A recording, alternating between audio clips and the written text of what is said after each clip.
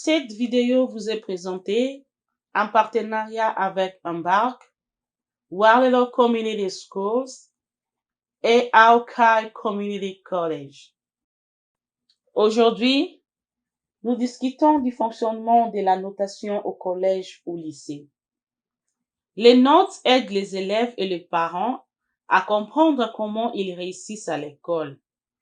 Les États-Unis utilisent des notes alphabétiques de A à F pour la plupart des classes. A est le meilleur. Cela signifie que les étudiants ont reçu 90 à 100% dans une classe. B dépasse les attentes de la classe, soit 80 à 89%. C répond aux attentes de base, soit 70 à 79%. D ne répond pas aux attentes de base, soit 60 à 69%. F signifie échec, ou 59% ou moins. Les étudiants ne recevront aucun crédit pour cette classe. C, D et F signifient que l'élève a besoin de plus de soutien de la part des enseignants et des parents. Les élèves reçoivent une note pour chaque classe qu'ils suivent. Au lycée, ces notes sont combinées en un GPA, ou Grade Point Average. Chaque lettre représente un nombre.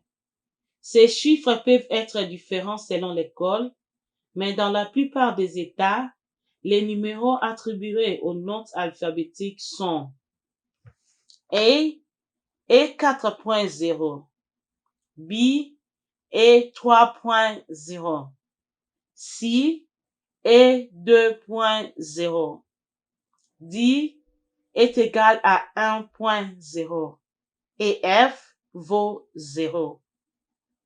GPA est la moyenne de tous ces nombres. Si un élève obtient toutes les notes A, sa moyenne générale est de 4.0. Si un élève obtient 5 notes B et 5 notes C, sa moyenne générale est de 2.5. Parfois, si une classe est plus difficile que d'autres, elle recevra un nombre plus élevé. Par exemple, un A peut être un 5.0.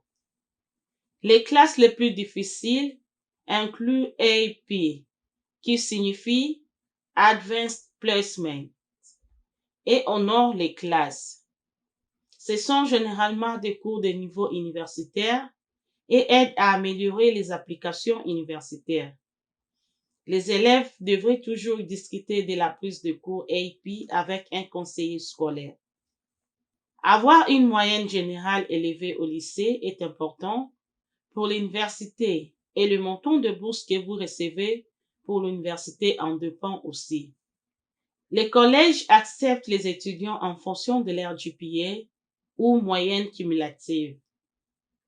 Le GPA le plus bas pour entrer dans la plupart des universités de 4 ans est de 2.0. Mais les étudiants avec un 2.0 peuvent ne pas être acceptés dans le collège qu'ils souhaitent fréquenter. Il serait préférable d'avoir au moins 3.0 ou 3.5 pour aller dans un collège. Parfois, les bourses d'études et les employeurs se tournent vers GPA. Les bourses fournissent de l'argent pour les frais de scolarité de nombreux étudiants. Un employeur examinera GPA si un travailleur n'a pas d'expérience professionnelle antérieure. Il est important pour les élèves et les parents de garder une trace de GPA au lycée. Parlez au conseiller scolaire si vous avez des questions et pour planifier vos études universitaires.